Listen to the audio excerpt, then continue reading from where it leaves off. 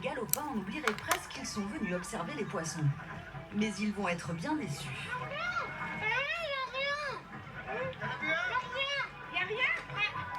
Alors, les garçons s'aventurent plus au large. Ils admirent ces petites espèces multicolores. Et une belle prise, en apparence.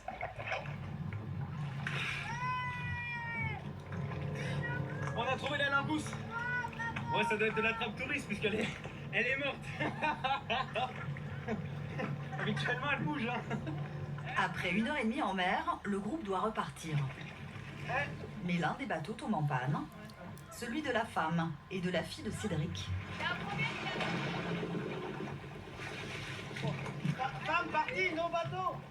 Entre l'alcool et la chaleur, le père de famille perd son calme. Là, nos fils, nos bateaux pas marcher, ça va pas. Faut donner présence, hein. Ah bah moi, pas trop, sinon pas trop, boum, hein. De retour sur la plage, Cédric ne décolère pas. Il est où le chef? Mais avant de voir le chef, on leur demande d'acheter ces photos de l'excursion. C'est $60. Combien? 60 $? Oh là! Eh, coupez la tête à moi, toi, hein. Ça va pas, ça, hein. C'est trop cher. Finalement, le patron arrive. On a eu un problème avec un bateau. Oui? Qu'est-ce qu'on fait? Qu'est-ce que vous voulez? Combien vous avez payé pour ce bateau? 40 €. 40 €? Ok, je vous rembourse, allez. Donc, il nous rembourse? Ouais. Quand? Ouais. Tout de suite? Tout de suite, ouais. Ok, bah, non mais... Le patron est conciliant, mais les Français sont échaudés. Ils nous prennent vraiment pour les pigeons, c'est tout le temps, faut donner de l'argent. Escroquerie. Ce qu'il y a, c'est qu'ils veulent tous maintenant attraper les touristes et du coup, là, on a rien n'est gratuit en fait. Rien n'est gratuit, tout. La preuve, on a un bateau qui marche pas, et si on dit rien, bah on s'en va dans l'hôtel et puis on s'est fait avoir. Alors la famille va faire comme la majorité des touristes. Récalcitrant.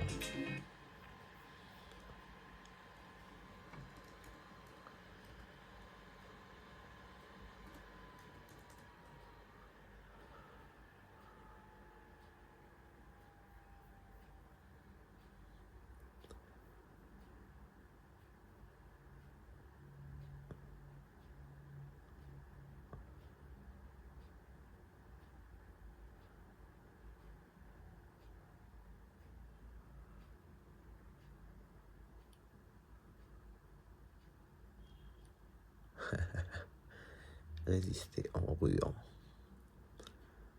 Récalcitrare.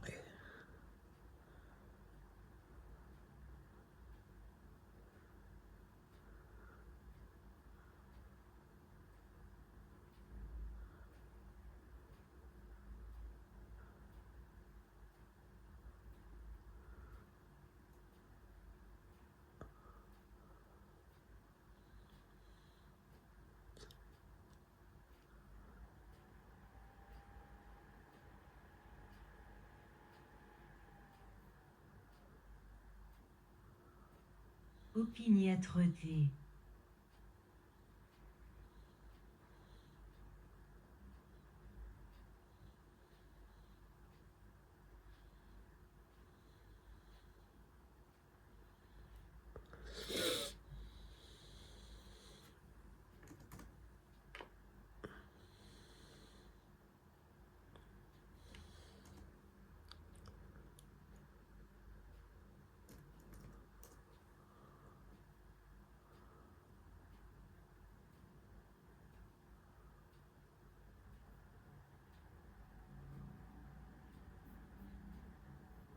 Rester dans leur hôtel.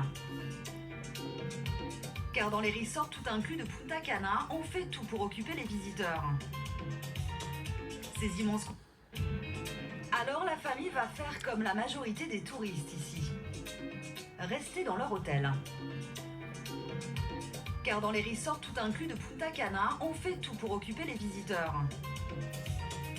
Ces immenses complexes sont construits comme des villes...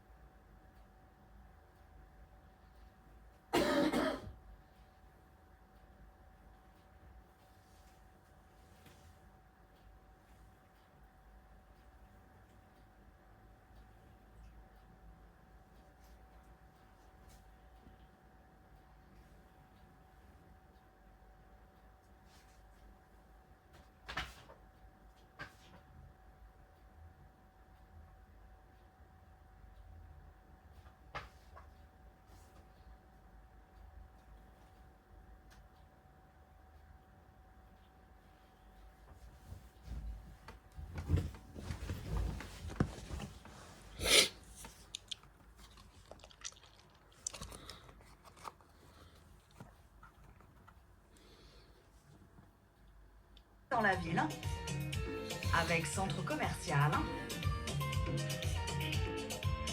théâtre, clinique médicale et une dizaine de restaurants. Pendant tout le séjour, on mange ici matin, midi et soir, et il y a le choix. Restaurant français et ses petites lunettes tamisées, l'italien et son pizzaiolo, le japonais et ses deux cuistots qui jouent le folklore. Mais là où il y a toujours le plus de monde, c'est au buffet à volonté. Une immense cantine que dirige le chef Daniel. Là, on va faire des bananes glacées. Il est 18h30, le buffet vient d'ouvrir. Ici, le choix est gigantesque.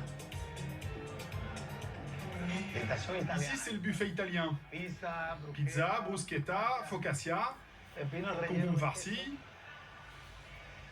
une grande variété de charcuterie, de la salade de poule. Des quantités industrielles de nourriture. Pourtant, Tout est frais. le chef nous assure que tout est fait maison. Rien n'est surgelé ou industriel. Tout est préparé au jour le jour. Mais quand nous demandons à voir les cuisines, Vous ne pouvez pas avancer davantage là. on se demande où sont les cuisiniers censés préparer tous ces produits frais. À la place, on aperçoit plusieurs paquets de surgelés. Mais pas le temps d'en savoir plus, on nous demande de quitter les lieux. Ah, on ne peut pas rentrer ici? Voir les cuisines, Vous ne pouvez pas avancer davantage là. on se demande où sont les cuisiniers censés préparer tous ces produits frais. À la place, on aperçoit plusieurs paquets de surgelés. Mais pas le temps d'en savoir plus, on nous demande de quitter les lieux. Ah, on ne peut pas rentrer ici? On peut pas rentrer? Non, je n'ai pas le droit. Vous savez pourquoi? Non, pour rien. Finalement, ce sont les clients qui jugent la qualité des plats. 22h, le buffet va bientôt fermer, les galopins viennent dîner. Voilà, je prends les carottes pour le bronzage. C'est bon pour le bronzage, les carottes. Ça va surtout me rendre aimable. J'ai pas trouvé le riz, moi. Mais maman, le riz, il y en a plein là-haut. Là où ça? Là-bas, il y en a plein. Il y en a là, il y en a là, il y en a là. Il y a rien à manger. Elle trouve rien, il y a rien à manger. Il y en a plein. Pourtant, il y a du choix, ouais. Mais des fois, il y a du choix, mais bon, c'est un petit peu cuisiné, voilà quoi. C'est que de l'os. De l'os. De l'os. De l'os en sauce. La qualité laisse à désirer, alors souvent les assiettes repartent pleines. Là, je goûte à ça. Ça n'a aucun goût, c'est fade, c'est sec, c'est huileux. On voit bien, c'est... Et ça, donc c'est gâchis parce que du coup, c'est pas bon. C'est pas bon, donc beaucoup de gâchis. Avec une centaine de resorts dans le pays, ce gâchis a des conséquences à très grande échelle. À seulement 3 km de Punta Cana, derrière les façades aseptisées des all-inclusive, on découvre cette immense décharge à ciel ouvert.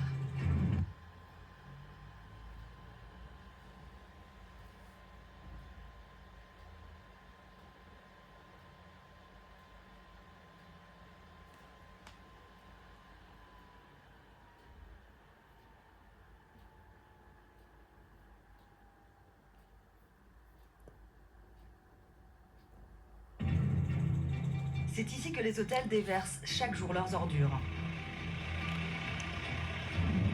Restes alimentaires, plastique, électroménager. Avec la chaleur et le soleil, ces déchets s'embrassent en permanence. Damas, 32 ans, vit juste à côté de cette décharge. Regardez toute cette nourriture. Tout ça, ça vient des hôtels. Regardez tout là-bas. Toute la nourriture jetée par les hôtels.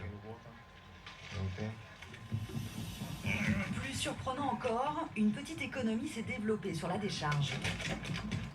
Les habitants du coin viennent trier les ordures à main nue et sans aucune protection.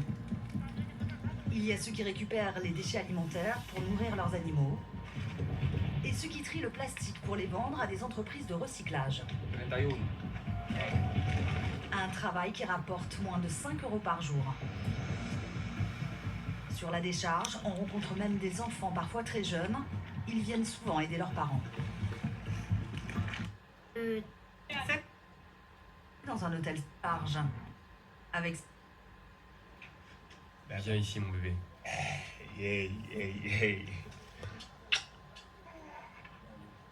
moins de 10 mètres carrés pour loger 4 personnes, sans eau ni électricité. Voilà ce qu'on mange. Du riz blanc, des haricots, et voilà, c'est tout. C'est ce qu'on mange tous les jours. On n'a pas les moyens d'acheter de la viande. Avec sa femme, Damas a quitté Haïti il y a 10 ans en espérant une vie meilleure de l'autre côté de la frontière. Je savais qu'il y avait beaucoup de touristes ici. Alors je pensais que ce serait facile de trouver du travail. Qu'ici on gagnait très bien sa vie. Mais non. Damas a perdu ses illusions. Il envisage de quitter la République dominicaine pour tenter sa chance ailleurs. Mais pour beaucoup d'étrangers, le pays reste un Eldorado. Dans la péninsule de Samana, au nord-est de l'île, il existe un petit coin de paradis, Las Terrenas. Des plages où l'on se sent seul au monde. Une nature préservée. Des petites maisons au bord de l'eau. Ce village, des Français se le sont appropriés. Ils sont 3000 à vivre ici à l'année. Dans ce fief gaulois, en pleine Caraïbe, on joue à la pétanque. Allez, tout pour On trouve facilement du camembert et du bon vin. Partout dans les rues, des enseignes en français. L'incontournable boulangerie. Toute la presse hexagonale. Même la place principale a été rebaptisée.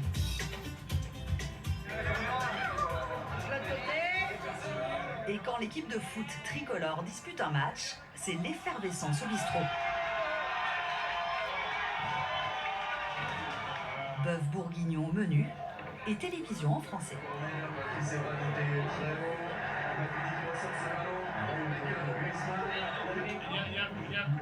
Avec cette invasion gauloise, en quelques années, la population du village a doublé.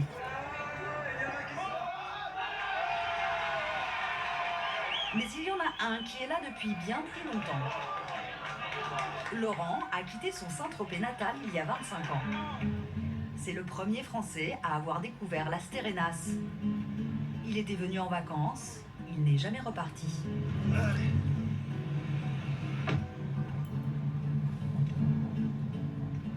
Le plaisir qu'il y a tous les matins au boulot, c'est de voir ça. C'est vrai qu'on s'en lasse pas, quoi, parce que tous les jours il y a des couleurs différentes. Non, c'est assez extraordinaire. Quoi dire de plus que de regarder. Laurent dirige l'une des plus grosses agences immobilières de l'île. Son créneau, développer une alternative aux grands resorts. Il propose aux touristes de louer des villas de luxe comme celle-ci. Des airs de Miami, la nature et la mer des Caraïbes en plus. Pour le même prix qu'un all-inclusive de Punta Cana. Hola. Laurent gère une centaine de maisons qui appartiennent pour la plupart à des investisseurs américains.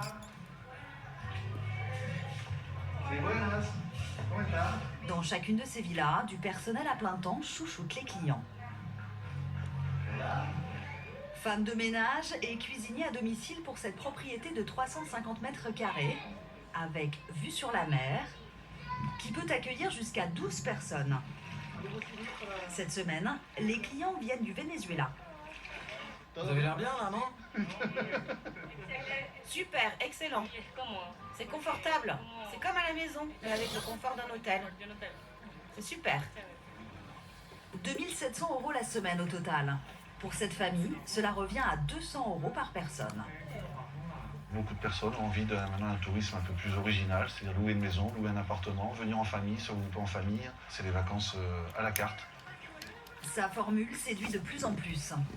Sa clientèle a augmenté de 20% cette année. Mais dans un pays où presque la moitié de la population vit sous le seuil de pauvreté, avec moins d'$1 par jour, l'arrivée des Français et de leurs belles villas ne s'est pas fait sans heurts. Une vague de cambriolage, parfois très violent, touche les expatriés. Il y a 9 ans, José s'est installée dans cette belle demeure dont elle a dessiné les plans et choisi chaque détail. Mais depuis quelques mois, elle ne s'y sent plus en sécurité.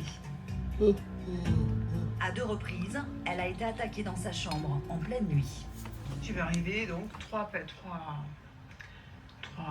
mecs avec des masques et armés. Donc je leur ai dit, allez-vous-en, j'ai appelé la police, je vais vous dire qu'on n'appelle rien du tout dans ces cas-là, on a la trouille de sa vie. Ma porte était fermée, ils l'ont fait péter à coups de machette. Donc les films d'horreur, tu vois ta porte qui vole et toi t'es derrière. Et puis après, ils ont volé tout ce qu'ils ont pu. Ils voulaient de l'argent, ils voulaient le passeport, Et comme je voulais rien donner, ils m'ont massacré. Et depuis, je peux dire quand même que depuis, je dors pas bien. Tu dors pas bien. À l'époque, José s'en sort avec des hématomes sur tout le corps. Depuis cette expérience traumatisante, elle s'est entourée de 3 Rottweilers. Alors ça, c'est le méchant de la maison. Mais là, il fait pas du tout méchant. Quand on est méchant avec moi, il attaque. Déjà, du moment que quelqu'un me menace, c'est arrivé. À la porte, là même, quelqu'un qui est arrivé avec une batte de baseball, il est reparti, il n'avait plus de pantalon. Il a une chose sa batte de baseball, mais il n'avait plus de pantalon. Voilà. En plus des chiens de garde, elle a installé des fils barbelés tout autour de sa maison. Et elle a même investi dans un attirail de vidéosurveillance. Le paradis est devenu une prison.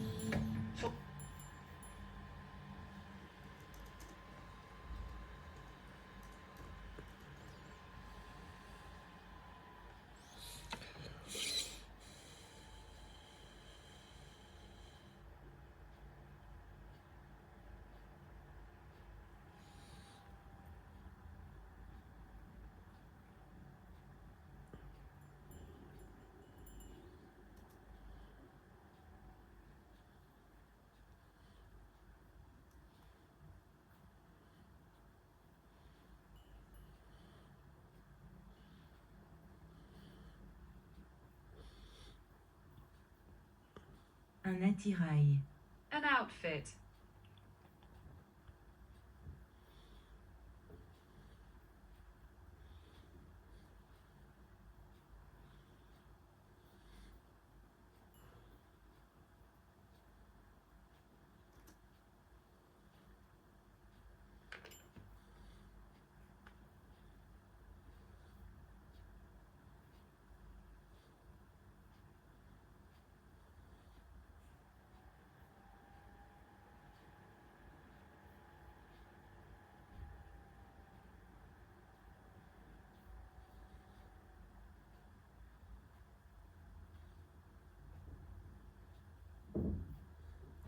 Surtout en ce moment, avec la crise, les gens n'ont pas d'argent et c'est une réalité aussi, ils ont quand même faim.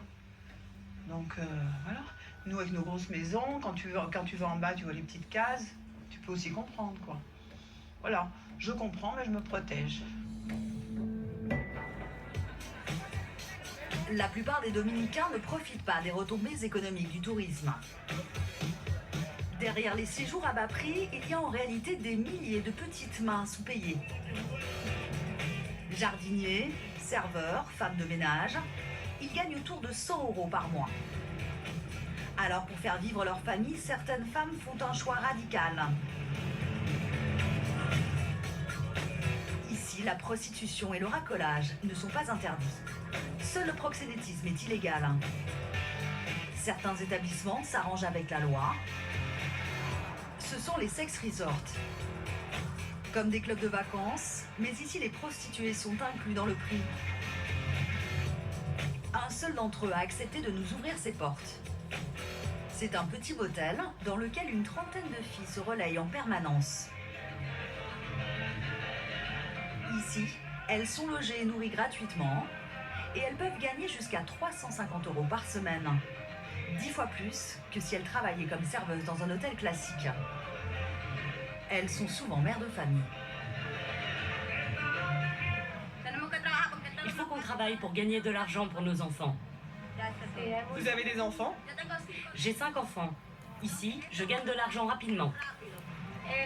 Ce n'est pas un bon travail. Il y a beaucoup de clients qui se comportent mal, verbalement et sexuellement. Donc ce n'est pas bien, mais c'est le mieux qu'on ait trouvé. Ces filles se forcent à garder le sourire. Elles doivent donner le change face aux clients. Ils viennent souvent d'Amérique du Nord, comme Bob et Andy, originaires de New York.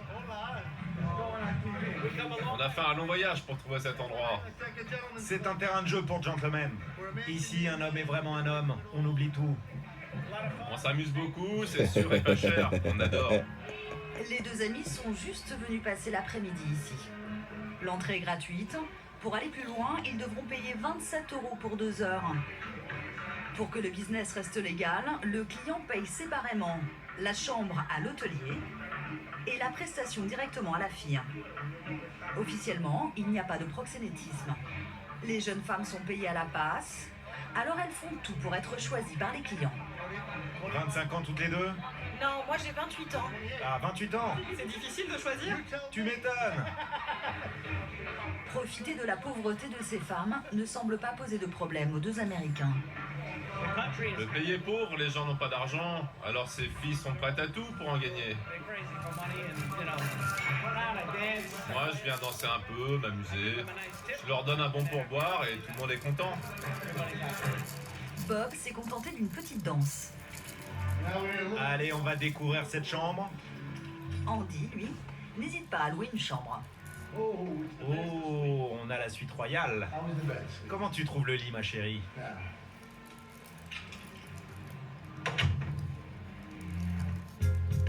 Mais le meilleur client de l'hôtel se trouve dans la chambre d'à côté.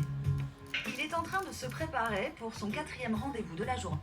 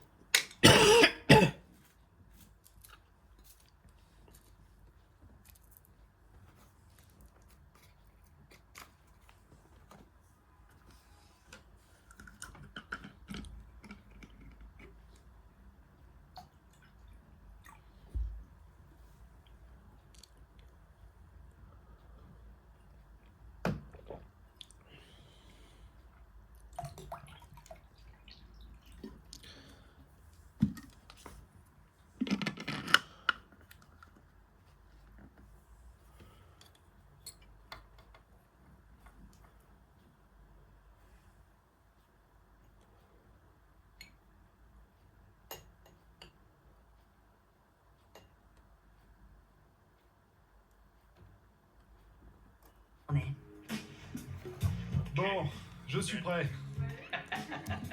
Don est canadien. Depuis 2 ans, il vient passer des semaines entières ici, tous les 3 mois, sans aucun scrupule.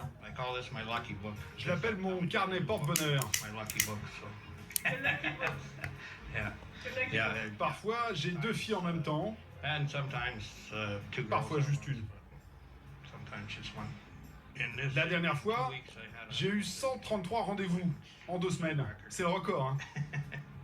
Ils l'ont mis dans leur newsletter. Comment vous faites? Dieu merci, il y a le Viagra. En République dominicaine, Don a rencontré des centaines de jeunes femmes. Mais il ne connaît rien de leur vie. Maria est la Benjamine du groupe, elle a 19 ans. Elle a accepté que nous l'accompagnions dans sa famille. Elle vit dans ce quartier populaire de Puerto Plata, l'une des plus grandes villes de l'île. Quand elle rentre chez elle, finit le maquillage et les tenues provocantes. Maria habite cette petite maison avec ses parents, ses 2 frères et sa nièce. C'est ma maman, lui c'est mon frère, et là c'est mon père. La mère de Maria ne travaille pas et son père vient d'être licencié. C'est elle qui subvient aux besoins de la famille. Combien tu veux pour ton téléphone? 25 pesos. Tiens, voilà. C'est ma petite préférée. Elle est très gentille avec moi, vraiment très gentille. Elle m'aide beaucoup. Qu'est-ce qu'elle fait pour vous aider? Quand nous n'avons pas d'argent pour la nourriture, elle nous aide.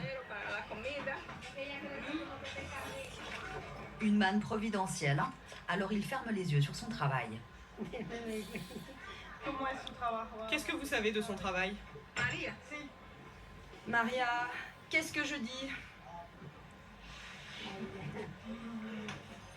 Elle me dit qu'elle travaille dans un hôtel.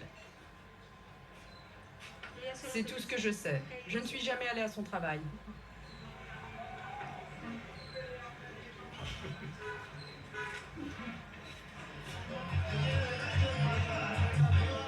En République dominicaine, beaucoup de jeunes femmes font comme Maria. Les prostituées ciblent surtout les touristes étrangers. En particulier dans les boîtes de nuit de l'île.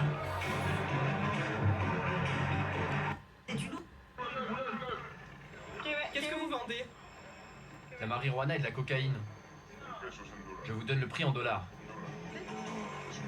50 $ le gramme de cocaïne. 50 $ le gramme. Et la marijuana? La marijuana, c'est 10 $ le gramme.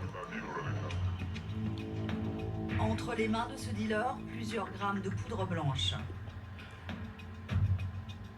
La République dominicaine est devenue l'une des plus grosses plaques tournantes du trafic de cocaïne. D'abord, en raison de sa situation dans les Caraïbes. Elle est à mi-chemin entre les centres de production comme la Colombie et le Venezuela. Et les centres de consommation comme les États-Unis et l'Europe. Dans ce port de commerce, près de Santo Domingo, la police antidrogue vient de faire la plus importante saisie de l'année. À l'intérieur de 2 containers venant du Costa Rica et qui devaient prendre la mer pour Barcelone. Au siège de la police, Miguel Medina, le porte-parole, est fier de nous présenter sa plus belle prise.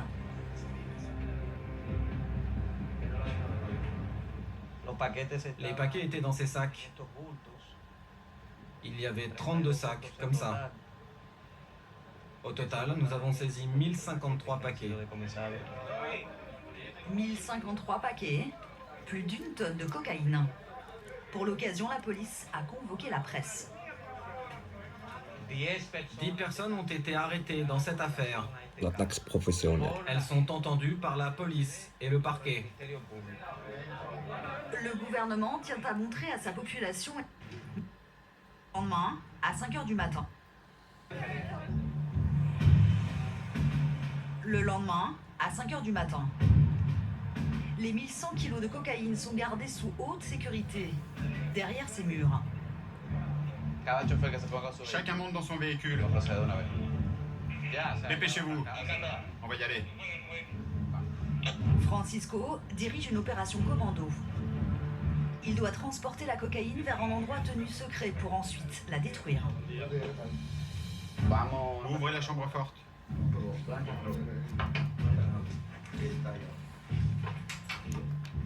Ce chargement vaut 12 millions de dollars en République dominicaine et 5 fois plus à la revente en Europe. Alors une vingtaine de militaires, lourdement armés, sont là pour le protéger. On est tous là? Bon, ok. Une preuve. Entendu. Prêt d'affronter les autorités. Bien renseigné. La zone est sécurisée. Il y a les militaires. Va être très fort. Éloignez-vous. Tout doucement. Allons-y.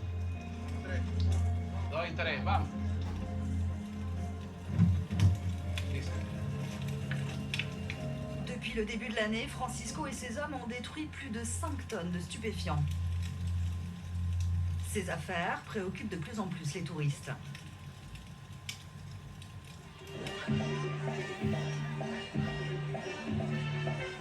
À Punta Cana, c'est le dernier soir des vacances pour la famille Galopin. Juan Morito, Dernier cocktail. Coco Loco avec vitamine. Et dernière danse endiablée sur des airs caribéens.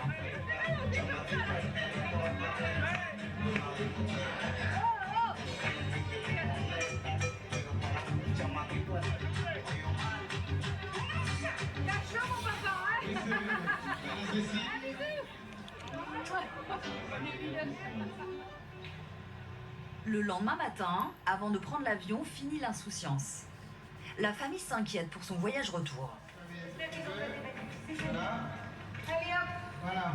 120 kilos de bagages. Ils ont au total 14 valises. Toutes vont être équipées de cadenas. La famille a entendu que la drogue circule à grande échelle en République dominicaine.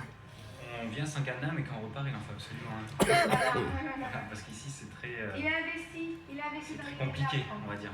Donc ils mettent de la drogue dans les valises et puis ils attendent et ils essayent de réceptionner à la sortie quand les bagages arrivent. On sait que c'est un pays qui est grave à ce niveau de drogue, donc il faut faire très attention au passage de la douane. Allez, go. Avec leur cadenas, les Galopins rentreront en France, l'esprit tranquille. Le Quai d'Orsay recommande aux voyageurs français de vérifier le contenu de leur valise avant le départ. Car les trafiquants profitent de l'afflux de touristes pour faire passer leur chargement dans certains bagages.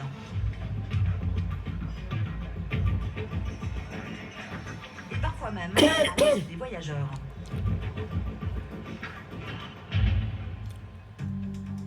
C'est ce qui serait arrivé à Liana Guillon.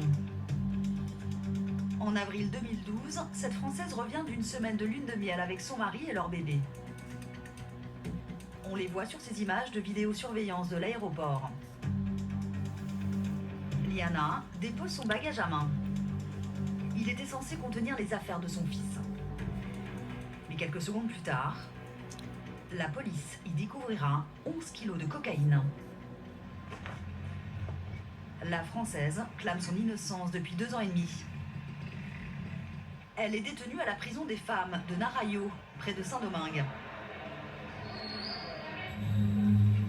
Malgré son casier judiciaire vierge, Liana a été condamnée à 8 ans de réclusion criminelle. Et exceptionnellement, nous avons été autorisés à la filmer au parloir. La jeune femme vit très mal sa détention. Elle a perdu plus de 20 kilos. Une des dernières photos, voilà, du bonheur avant de venir ici. Quand je me lève tous les matins, j'ai peur en ouvrant les yeux. C'est nul ce que je dis, hein, c'est peut-être ridicule, mais j'ai pas envie d'ouvrir les yeux. Je me dis, bon, allez, t'es pas là où tu crois que tu es.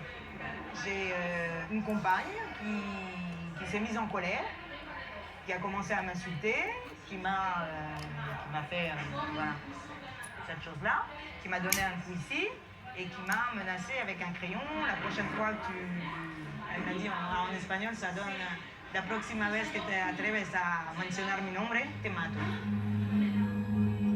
Nous lui montrons la vidéosurveillance de l'aéroport juste avant son arrestation. Elle en est persuadée. Sa valise a été échangée par des trafiquants. Il est fort probable qu'on nous ait tendu un piège pour pouvoir passer un bagage avec beaucoup plus de drogue dedans. Parce que de ce fait-là, nous, on attire l'attention. On a une valise qui est pleine de drogue. Le fiscal qui n'était pas là, mais la police qui est là, se concentre sur nous. Et les autres peuvent passer tranquillement. Liana se bat comme elle peut pour faire reconnaître son innocence. Mais il n'y a eu aucune enquête et elle a été lourdement condamnée. Son seul espoir est désormais de rentrer en France, même sous les verrous. Elle a demandé son transfert.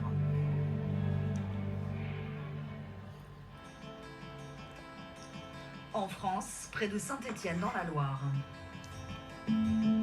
Ses proches ne comprennent toujours pas ce qui s'est passé. Liana a été adoptée quand elle était toute petite. Elle n'a jamais manqué de rien. Un papa ingénieur polytechnicien. Petite, elle n'a jamais manqué de rien. Liana a été adoptée quand elle était toute petite. Elle n'a jamais manqué de rien.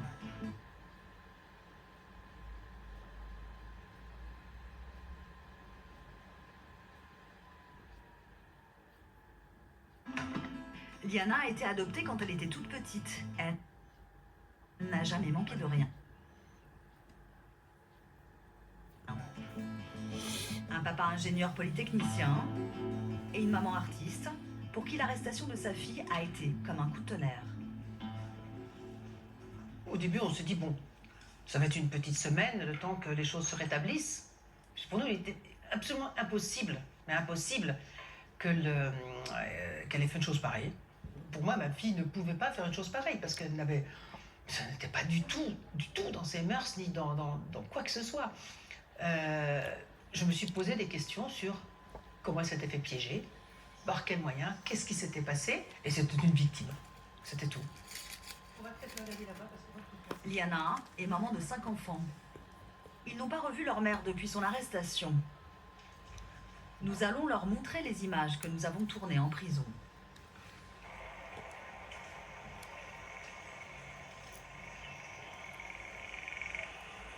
Ça veut dire prison des femmes. C'est le fil électrique? Oui.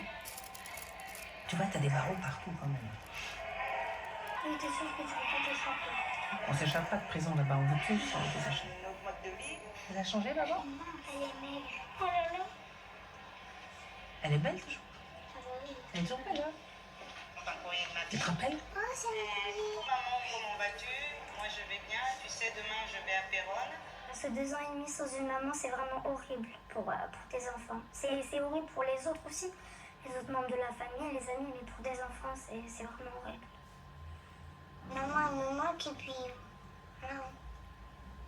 Elle me manque et puis... Puis c'est que je me demande toujours pourquoi elle est en prison alors qu'elle n'a rien fait. Depuis notre tournage, Liana Guillon a été transférée à la prison de Fresnes, en région parisienne. Elle envisage de demander sa grâce au président de la République. En France, dans des milieux moins favorisés, un trafic étonnant existe. Dans certaines cités, des dealers proposent à des habitants souvent sans histoire de prendre d'énormes risques pour de l'argent. Quelques milliers d'euros pour aller chercher de la cocaïne à l'autre bout du monde. En République dominicaine, nous avons retrouvé l'une de ces bulles. Isabelle a 55 ans. Il y a 8 ans, cette mère célibataire de 4 enfants perd son travail et accumule les dettes. Dans sa cité, elle évoque ses problèmes d'argent et l'un de ses voisins lui fait une proposition incroyable. En échange de 4 000 €, elle doit venir chercher 8 kilos de cocaïne. Bah, au départ, quand ils m'ont fait cette proposition, je voulais pas trop le faire. Et puis après, je me dis... en fait, c'est l'argent... On croit que c'est de l'argent facile. Ils vous mettent ça sur un plateau comme si c'est juste venir, prendre les kilos et rentrer chez soi, quoi. Les trafiquants organisent tout le voyage d'Isabelle. Pour ne pas éveiller les soupçons, ils lui payent une semaine dans un club de vacances, comme une touriste lambda. Elle ne revient à la réalité que le matin du départ, quand elle doit donner son bagage à des complices qui vont y placer la cocaïne. J'ai pris la valise, je l'ai enregistrée, et puis je suis allée à la salle d'attente en attendant le départ. Et je crois que c'est au bout d'une demi-heure, 45 minutes. Et j'ai entendu mon nom, on m'appelait avec le haut-parleur. Là, je savais que j'allais être arrêtée. Dans sa valise, la police découvre finalement 16 kilos de cocaïne. Isabelle sera condamnée à 8 ans de prison. Depuis quelques semaines, elle est en liberté conditionnelle et vit chez une amie. Mais pour entrer en France, elle doit régler une amende de 2 500 €. Judith, ça va? T'as mangé? Comment c'est? Une somme qu'elle n'a pas pour l'instant. Mais Isabelle garde l'espoir. Elle vient d'être engagée comme prof de français dans un collège, de quoi faire des économies et revoir bientôt ses 4 filles. Ça, c'est ma fille Aurélie. Il y a longtemps, parce que ça, c'est Maëva, ma petite dernière. Elle a 20 ans maintenant, elle devait avoir 5 ans. À son arrestation, elles sont allées vivre avec leur père. Je les ai pas revues depuis 8 ans. Enfin, depuis que je suis arrivée en prison, je les ai jamais revues. Comment ça se fait? Bah, ils n'ont pas les moyens de venir. Et comme moi, je peux pas partir, donc, comme ça. Tous les jours, Isabelle regrette d'avoir accepté la proposition des dealers de sa cité. Elle ne les a pas dénoncés. Ils n'ont pas été inquiétés. J'ai perdu 8 ans, ma vie, 8 ans, que je n'ai pas élevé mes enfants, que je ne les ai pas vus grandir. Je ne les ai pas vus évoluer dans la vie. Je n'étais pas là quand ils ont eu leurs enfants, mes petits-enfants. C'est tout ça que j'ai perdu. Comme Isabelle, il y a actuellement 17 Français privés de liberté en République dominicaine. Tous pour trafic de stupéfiants.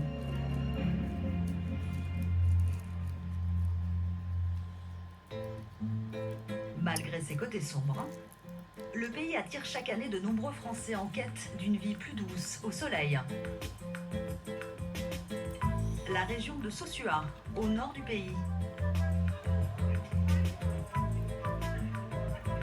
C'est ici que Thierry et Julie se sont installés il y a 1 an avec leurs 3 enfants. C'est bon, doucement.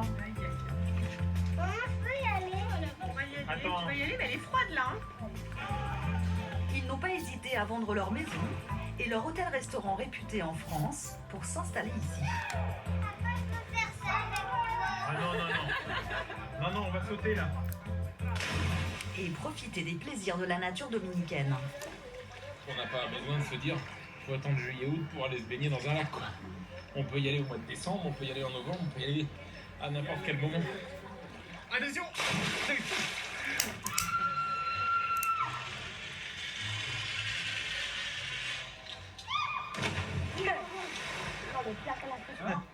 Allez, hop, allô? Mais Thierry et Julie ont surtout quitté la France pour se lancer dans l'aventure de leur vie. La création d'une chaîne de restaurants français. Ils ont loué ce fonds de commerce qui vaut 77 000 €. Ce sera leur premier restaurant. Ça glisse bien. Et puis après, on va regarder pour en mettre un. Immortalisé pour moi. Ouais, du panneau. Du panneau. C'est important quand même. Hein. Allez, on C'est continue. l'entrée, hein. On continue. C'est parfait. On continue, allez. Dans 4 heures, le restaurant ouvre ses portes. Ils ont déjà une trentaine de réservations, mais rien n'est encore prêt. C'est pour fixer les trucs des tabourets. Vous êtes dans les temps? Non. Non, mais on va y être. On n'a pas le choix? Ben voilà. La pub est lancée? Il faut la pub est lancée, les gens ont réservé. Donc il faut pas se rater. Pour Pour gérer le restaurant, ils ont embauché Quentin et Caroline, qui sont arrivés de France la veille. Mais les problèmes de dernière minute s'enchaînent. La table, elle se met où? C'est le petit Il y a d'abord cette table d'extérieur qui est censée s'encastrer dans un arbre. Pour la passer, il n'a pas pensé qu'il fallait que la table s'ouvre. Donc automatiquement, il faudra maintenant qu'il me trouve un système, soit que ma table s'ouvre, ou sinon, faut qu'on coupe l'arbre. Mais je vois plus l'intérêt après. L'intérêt, c'est d'avoir l'arbre au milieu, quoi. Des soucis de plomberie. Un petit endroit où ça fuit. On va régler ça, on va appeler le plombier. S'il veut bien venir nous dépanner un samedi. Donc automatiquement. Dans un arbre. Voilà. Il y a d'abord cette table d'extérieur qui est censée s'encastrer dans un arbre.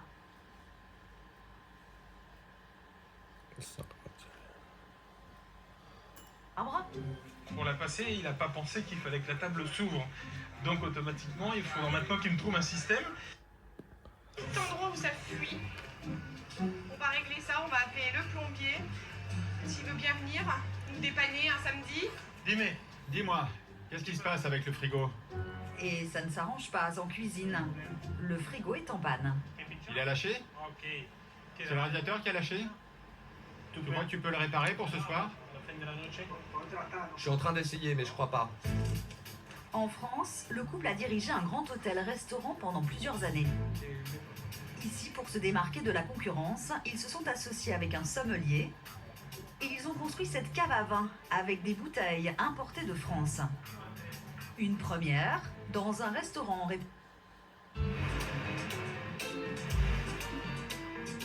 Sur la côte est de la République dominicaine, Punta Cana. Des eaux turquoises, 40 km de plage de sable fin, l'une des plus importantes stations balnéaires au monde. Ces hôtels XXL attirent chaque année 4 millions de touristes, dont plus de 2. À Tana, cette école, il y a 20 ans. Les deux classes comptent seulement 5.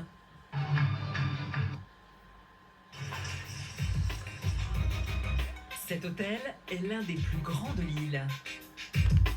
Avec 13 piscines, monter leur business et rompre avec le stress de la ville, avec des machines qui 21 ans. Depuis, les vagues successives du gigantesque hôtel low cost de Punta Cana. Dans le nord de l'île, la péninsule de Samana, plus sauvage et préservée, est devenue l'Eldorado des Français. Le village de Las Terrenas est une enclave gauloise perdue au milieu des tropiques. Ils sont 2500 Français à vivre ici, comme Thierry. Il a installé son bar au bord d'une plage de rêve. C'est trop bien!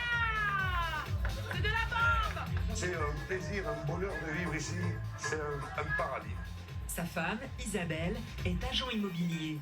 Ici, pour le prix d'un 2 pièces parisien, bonjour, les Français s'achètent une villa en bord de mer. Vanina et Pierre ont eux quitté la banlieue parisienne et leur salaire confortable pour ouvrir une maison d'hôte avec une vue à couper le souffle. Je pense que comme tous les gens qui sont venus ici, c'est tout simplement avoir eu le courage de le faire. Vanina est aussi organisatrice de mariage et dans quelques jours, elle doit accueillir un couple de millionnaires bulgares et leurs 60 invités. Moi, tant que je les vois pas en train de danser ce soir et mon feu d'artifice péter dans tous les sens, je serai pas tranquille. L'enjeu est capital pour la jeune Française. Si quelqu'un peut retenir les invités en leur racontant des blagues... Les futurs mariés déboursent 50 000 € pour 3 jours de fiesta sans limite. Tout doit être parfait.